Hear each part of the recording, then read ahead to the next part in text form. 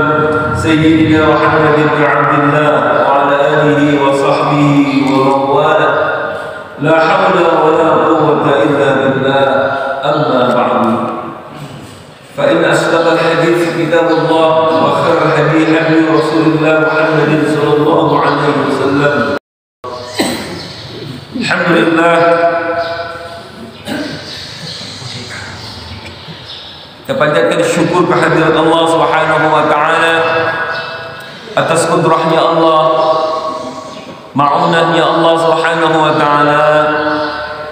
Kita telah dirikan salat subuh berjamaah dan alhamdulillah kita bisa lanjutkan dengan taklim rutin setiap Rabu pagi. Salawat dan salam semoga Allah mencurahkan kepada uswah dan qudwah hasanah kita, baginda Rasulullah Muhammad sallallahu alaihi wasallam, kepada seluruh keluarga beliau, para sahabat-sahabat beliau. Semoga salawat beserta salam Allah mencurahkan pula bagi kita selaku umatnya. Amin ya Allah ya rabbal alamin. Hadirin yang dirahmati Allah, kita lanjutkan masih surah Al-Mudaththir ayat yang ke-47 ya sekarang.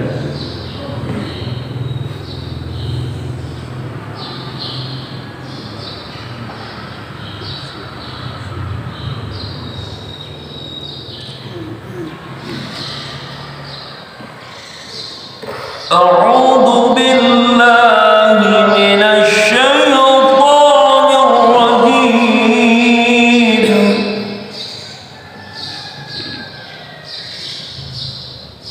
Bismillahirrahmanirrahim. Hatta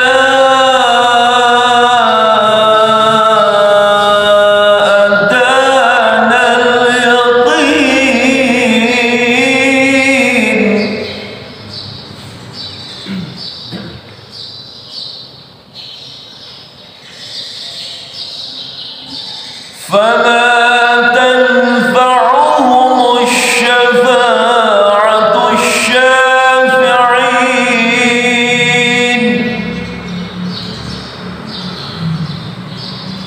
فما لهم عن التذكرة معرضين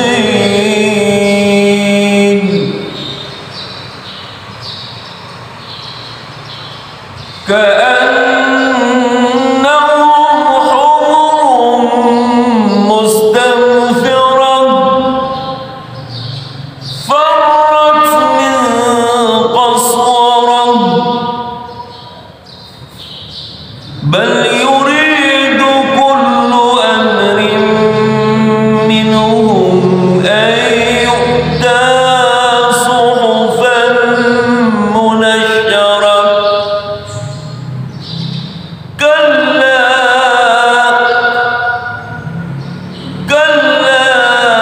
بل لا يخافون الآخرة كلا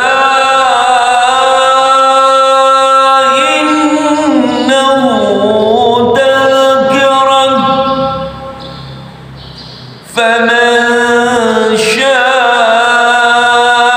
ذكره وما يذكرون إلا أن يشاء الله هو أهل التقوى وأهل المغفرة. Sadaqallahu al-azim. Ya, kemarin kita telah bahas tentang neraka sakar dan apa saja penyebab seseorang itu bisa menjadi penghuninya. Pengakuan dari orang-orang yang sudah menjadi ahli sakar itu, ini kan ayat namanya dalam ilmu balaghah i'tibaru ma yakun, menggambarkan sesuatu yang bakalan terjadi.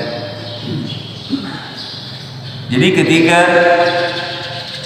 ahli syurga itu yatasaalun, mereka itu bertanya-tanya tentang orang-orang yang berbuat dosa sehingga mereka masuk ke dalam neraka sakar itu.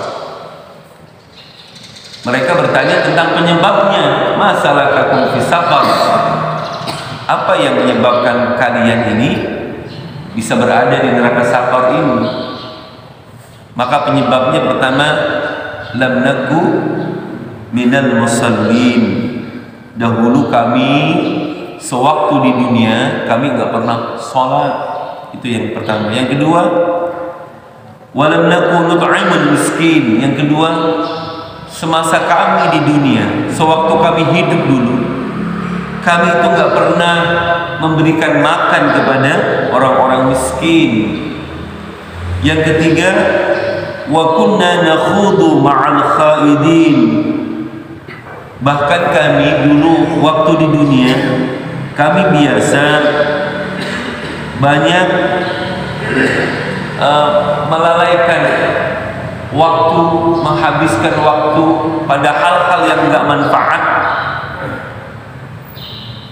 bergunjing pada hal-hal yang batil bersama orang-orang yang memang menghabiskan waktunya untuk membicarakan hal-hal yang nggak manfaat itu, wa kunna nukadzibu biyaumiddin, dan kami dulu semasa hidup di dunia kami mendustakan, kami nggak percaya, kami nggak yakin bahwa akan ada hari pembalasan seperti sekarang ini.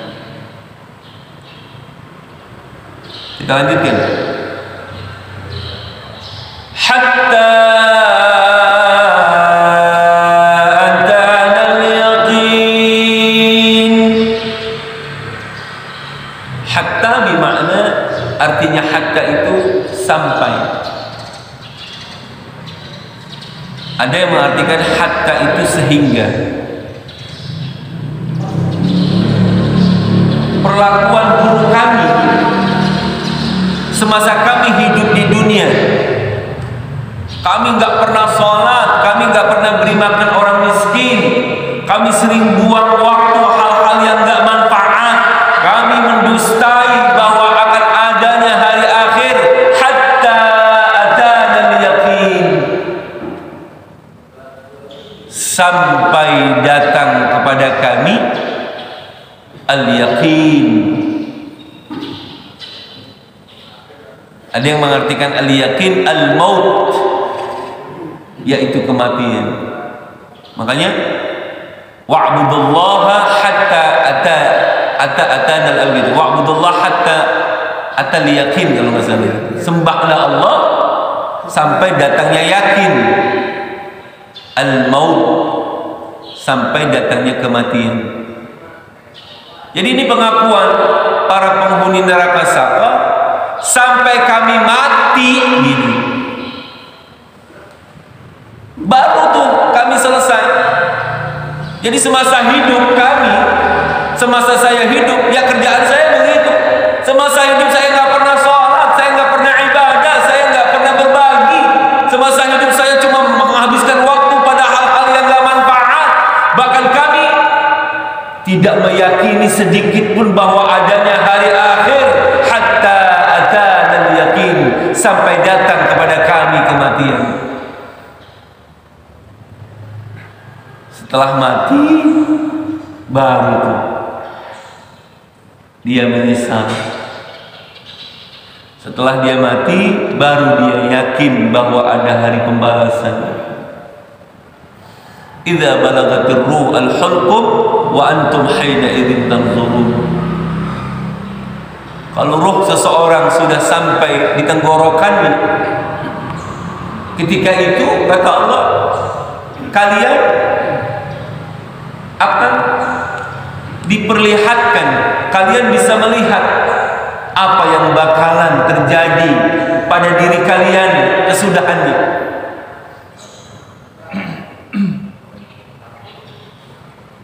Apakah nanti seseorang itu menjadi ahlil khair atau sebaliknya? Jadi kalau roh kita udah sampai di sini, wa antum hina idzin tanzurun, ketika itu kamu lihat tuh seperti apa gambaran kehidupan kalian. Allah perlihatkan kepada kita. Makanya bagi orang-orang yang ketika sakaratul maut kemudian diperlihatkan oleh Allah betapa indahnya kubur baginya menjadi taman daripada taman surganya, Allah akan memancar wajah kebahagiaan ketika sakaratul maut. Dan dia minta disegerakan untuk masuk ke dalam kuburnya. Sebaliknya ketika seseorang sedang mengalami sakaratul maut, kemudian Allah pertunjukkan, Allah perlihatkan seperti apa gambaran kehidupan berikutnya, maka dalam keadaan yang sangat sakit ditambah sakit karena dia melihat bagaimana dahsyatnya kubur baginya menjadi jurang neraka. Oleh karenanya saya pernah sampaikan,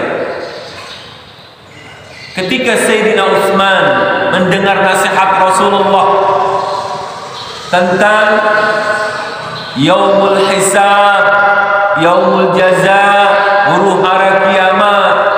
Beliau nggak nangis. Tapi ketika Rasulullah berbicara mengenai alam kubur, diceritakan Sayyidina Utsman menangis 3 hari 3 malam. Kenapa? Beliau mengatakan, innal qabra awwalu manzilin min manazilil akhirah. Kenapa? Karena kubur itu menjadi tempat persinggahan pertama daripada singgahan di akhirat nanti. Sebelum kita menjadi ahli surga atau ahli neraka, maka rumah pertama kita adalah kubur kita. Fa inna kalau ada orang yang selamat di kuburnya, maka fama ba'dahu aisar, kehidupan sesudahnya itu akan jauh lebih mudah. Fa illam yanja, tapi kalau ada orang yang ketika di kuburnya dia enggak selamat, fama ba'dahu asyaddu minhu, maka kehidupan berikutnya nanti akan jauh lebih berat ketimbang dia berada di dalam kuburnya. Digambarkan bersama Allah ketika dia sakaratul maut. Makanya Sayyidina Utsman itu sampai nangis dia 3 hari 3 malam kalau udah bicara masalah kuburan. Sendirian masalahnya. Kalau di padang mahsyar nanti bareng-bareng kan, rame-rame berjamaah. Hisab bareng-bareng, yaumul jaza bareng-bareng, tapi dikubur kita sendirian. Nah, pengakuan si penghuni neraka sakar ini begitu sangat menyesalnya dia, bahwa sampai mati kami nggak pernah melakukan kebaikan-kebaikan. Maka setelah itu kata Allah, فَمَا تَنْفَعُهُمُ الشَّفَاعَةُ الشَّافِعِينَ.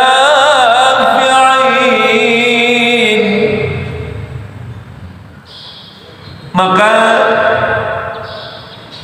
udah nggak ada lagi maknya nafi, nggak ada lagi manfaat buat mereka. Udah nggak ada lagi manfaatnya.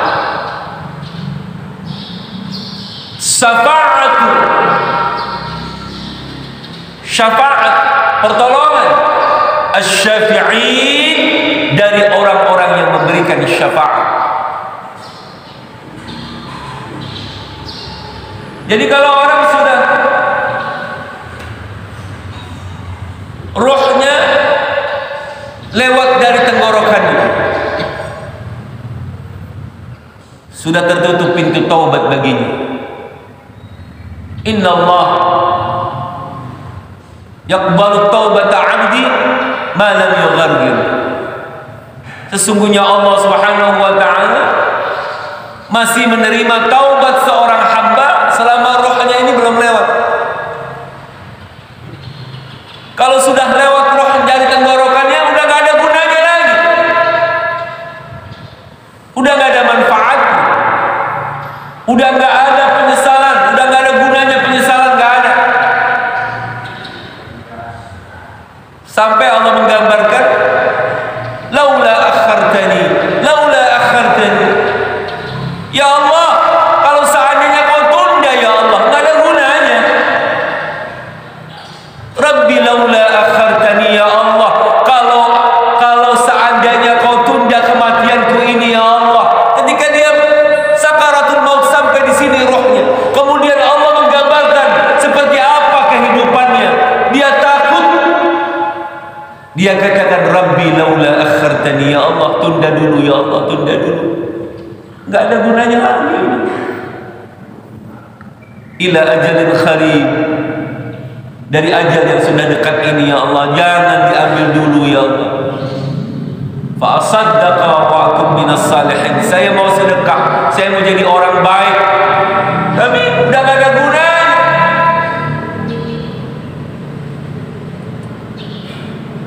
Yauma la yanfa'u malun wala banun mursalin. Maka terusnya nanti sampai seseorang itu penentuannya min ahlil jannah atau min ahlin nar. Maka bagi mereka orang-orang penghuni sakar itu,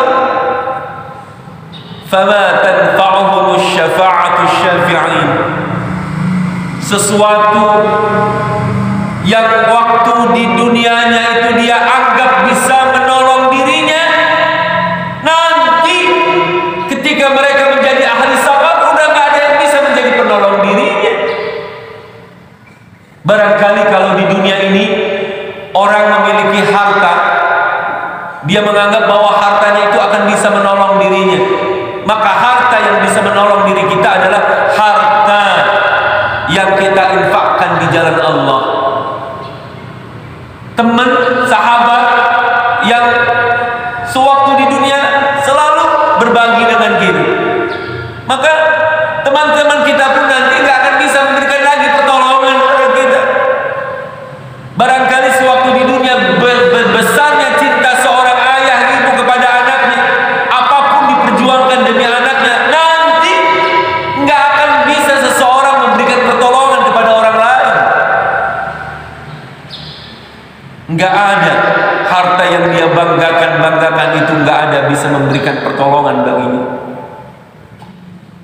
Dimana kata Allah tadi saya bilang, la yauma la yanfa'u malun wala banun. Pada hari itu kata Allah udah nggak ada lagi gunanya harta wala banun, anak-anak kita nggak ada gunanya, illa man atallaha biqalbin salim, kecuali nanti orang-orang yang datang menghadap Allah dengan membawa hati yang selamat. Itulah orang-orang yang diselamatkan oleh Allah Subhanahu wa ta'ala. Jadi hari itu nggak ada lagi gunanya orang-orang yang memberikan syafaat kepada kita. Siapa yang memberikan syafaat pertolongan itu? Amal saleh kita, amal baik kita. Makanya ketika orang sakaratul maut itu bilangnya, fa asaddaqa, saya mau sedekah ya Allah. Harta yang kita sedekahkan itulah yang nanti berguna buat kita. Wa akum minas salihin, saya menjadi orang baik, saya mau jadi orang baik, saya mau jadi orang benar ya Allah. Ternyata amal saleh itulah yang nanti memberikan manfaat buat kita. Selain itu udah gak ada gunanya. Kenapa mereka sampai begitu? Dijelaskan oleh Allah, fama lahum ma'anit tadhkirati mu'ridin.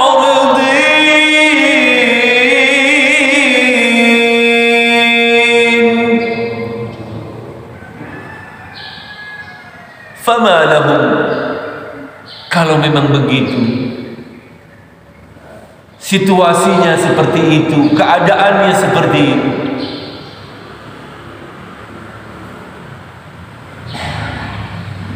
anitadhkirati mu'ridin,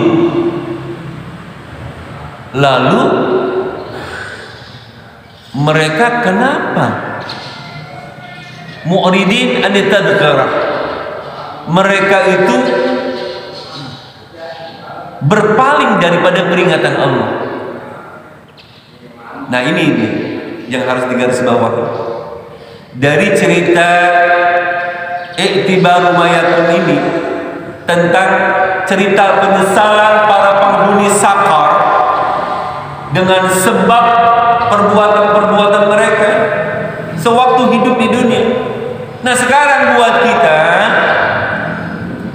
yang masih sehat, buat kita yang masih hidup, pamalahum 'anit tadhkirati mu'ridin, kenapa kita berpaling, berlari daripada peringatan Allah? Kalau udah tahu begitu gambarannya, jangan lari. Allah nyuruh kita ngalor, kita ngidul. Allah nyuruh kita ngetan, kita ngulon. Selalu kita lari daripada petunjuk Allah. Artinya begini, kalau kalian ini selamat nanti, ikuti petunjuk Allah. Jangan kau berpaling, jangan kau lari. Ketika kau lari dari petunjuk Allah, maka nggak ada yang memberi memberikan syafaat kepada kalian nanti kecuali amal saleh kalian. Sampai digambarkan itu orang-orang yang nggak mau menerima kebenaran, orang-orang yang nggak mau menerima petunjuk dari Allah, saking nggak maunya, ka'annahum humrun mustanfirah, seakan-akan mereka itu seperti hamir, keledai. Allah menggambarkan orang-orang yang tidak mau mengikuti perintah Allah, mereka itu sama seperti keledai. Keledai yang bagaimana? Mustanfirah, yang dia itu terkejut, kaget, sehingga pengen lari dia. Ka'annahum humrun mustanfirah, seakan-akan mereka itu orang-orang yang berpaling dari Allah seperti keledai yang ada di hutan, bukan yang di kebun binatang. Ada keledai di hutan. Mustanfir itu asal kata dari nafaq. Dia itu ketakutan yang luar biasa. Farrat min qaswarah. Farrat itu artinya farrat itu lari. Ya firrun min qaswarah, dari terkaman singa. Jadi ceritanya di hutan nih, gambarannya di hutan. Allah memberikan ilustrasinya di hutan. Ada keledai yang lagi asik santai gitu. Tiba-tiba dia melihat dari kejauhan ada singa. Terus kaget dia kan? Coba pernah nggak ngeliat begitu singa yang keledai atau binatang-binatang yang ketika ketemu binatang buas, kaget nih. Akhirnya karena dia ketakutan dengan singa itu, farrat, itu keledai lari kabur. Kenapa? Takut dimangsa, takut dimakan.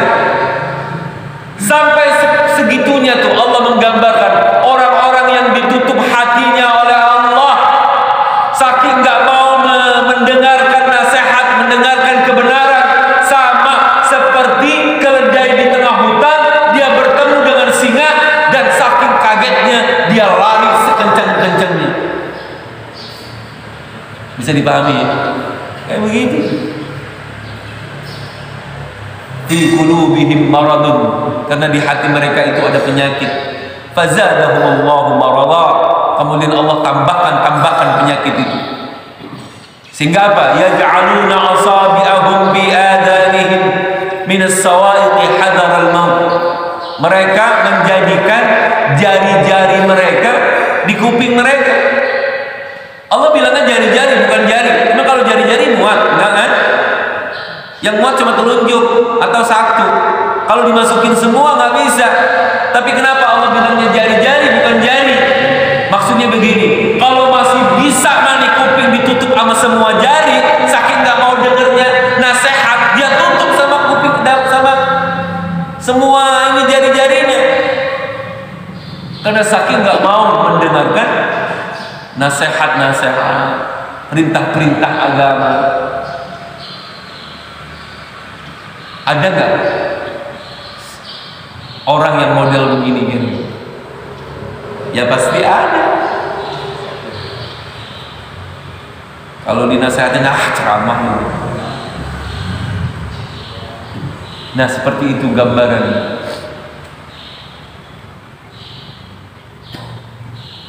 Bal yuridu kullu amrin minhum an yu'ta suhufan munashsharah. Bahkan mereka ingin, setiap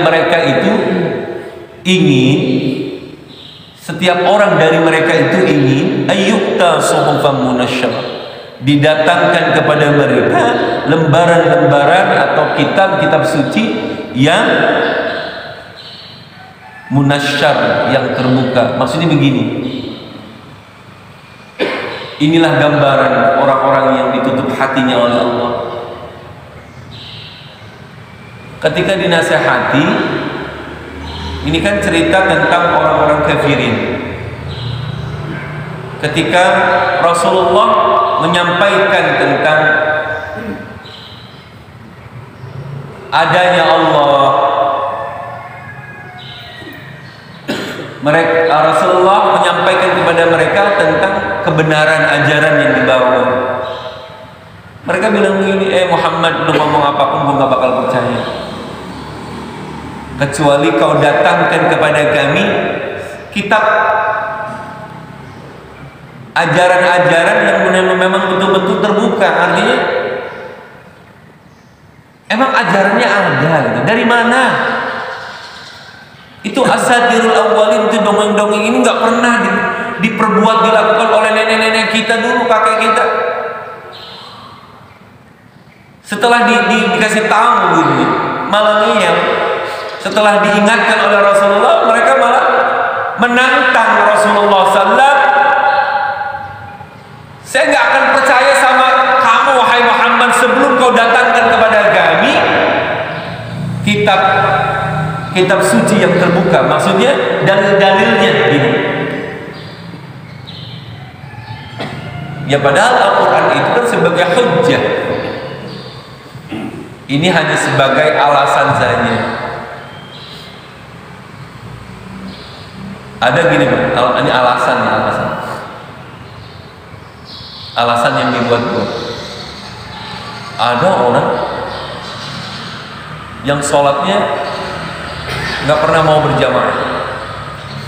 Pas ditanya kenapa lo nggak mau berjamaah, sebab saya nggak sah kalau saya bermakmum kepada imam yang kualitasnya di bawah saya.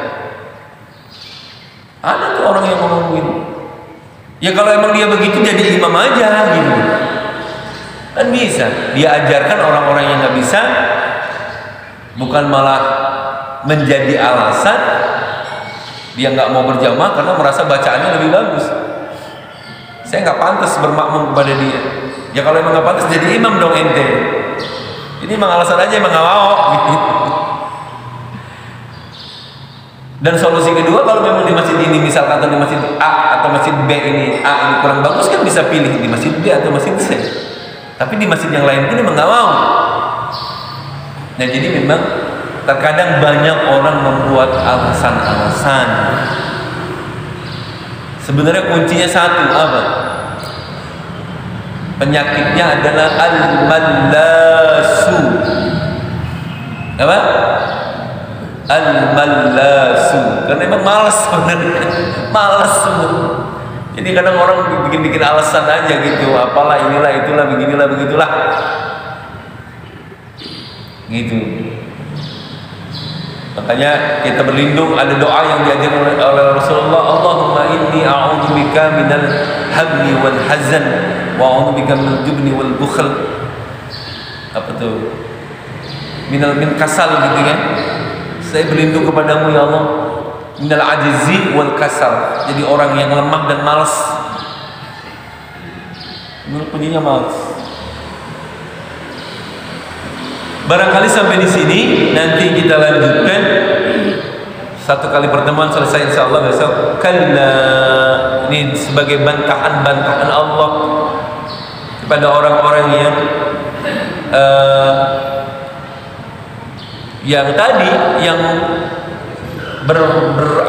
berargumen banyak alasan. Mudah-mudahan ada manfaatnya nih obrolan kita pada pagi hari ini. Jadi pertanyaannya, fama lahum an tadhkirati mu'ridin. Ini menjadi pertanyaan kita bersama. Kalau memang sudah tahu nih ilustrasinya seperti itu, ada orang-orang yang di neraka sakor disiksa oleh Allah itu lantaran nggak pernah ibadah, nggak pernah sholat, nggak pernah sedekah, waktunya cuma buat urusan dunia doang, sibuk nyari nyari harta, ngurusin istri, ngurusin anak, ngurusin keluarga, sama sekali nggak tersentuh hatinya untuk ya menjalankan perintah-perintah Allah gitu kan, sampai dia mati. Berangkat pagi, pulang malam, berangkat pagi, sibuk banget. Tanggal 1 gajian, makan-makan, terus ajak keluarga habis gitu kan, jadi kotoran, terus lagi begitu, terus begitu aja udah kerjaannya. Habis waktunya cuma begitu, nggak pernah dia mau ibadah, nggak pernah dia mau sholat, nggak pernah mau berjamaah, nggak pernah mau bermasyarakat, nggak pernah mau ngaji, nggak pernah. Ya cuma urusan dunia, mu'rid. Sampai kapan? Sampai mati. Pas mati baru nyesel. Ya Allah, kenapa dulu nggak begini, nggak begini, nggak begini? Percuma udah. Allah gambarkan, udah nggak ada manfaatnya, udah nggak ada yang bisa nolong kita, udah nggak ada, percuma udah. Maka ditanya oleh Allah, kenapa kamu lari dari peringatan Allah? Artinya buka hatimu, buka pikiranmu. Jangan sampai na'udzubillah kamu akan menjadi bagian dari cerita orang-orang yang sudah ada di neraka sakor. Begitu rasanya tuh. Kan kemarin kita udah bahas tentang bagaimana neraka sakor itu. Neraka sakor itu kalau udah ngebakar orang, itu sampai tulang-tulangnya pun diprestok gitu. Udah nggak ada sisa, nggak ada sisa. Kalau orang udah masuk neraka sakor, udah nggak arah, udah aduh masya Allah, naudzubillah semua luar biasa siksaan. Kayak bandeng diprestok, nggak ada sisa wala pergi, nggak ada bekasnya. Terus enak dong selesai, mending summa badalna dulu dan ghairah. Kami ganti dengan kulit yang baru, daging yang baru, tulang yang baru, utuh lagi menjadi manusia yang sempurna. Kami bakar lagi, kami presto lagi. Terus begitu, na'udzubillah. Summa, pertanyaannya ingetin ini, fama lahum 'anit tadhkirati mu'ridin. Kenapa kita lari dari peringatan Allah? Nah, ini. Mudah-mudahan ada manfaatnya. In uridu ilal islah mastata'tu tawakkaltu 'ala Allah wa ilaihi unib. Kita baca doa kafaratul majlis. Subhanakallahumma wa bihamdika asyhadu an la ilaha illa anta astaghfiruka wa atubu ilaik. Wa sallallahu ala sayyidina Muhammadin wa ala alihi wa sahbihi wa sallam. Walhamdulillahi rabbil alamin. Wallahul muwaffiq ila aqwamit thariq. Assalamu alaikum warahmatullahi wabarakatuh.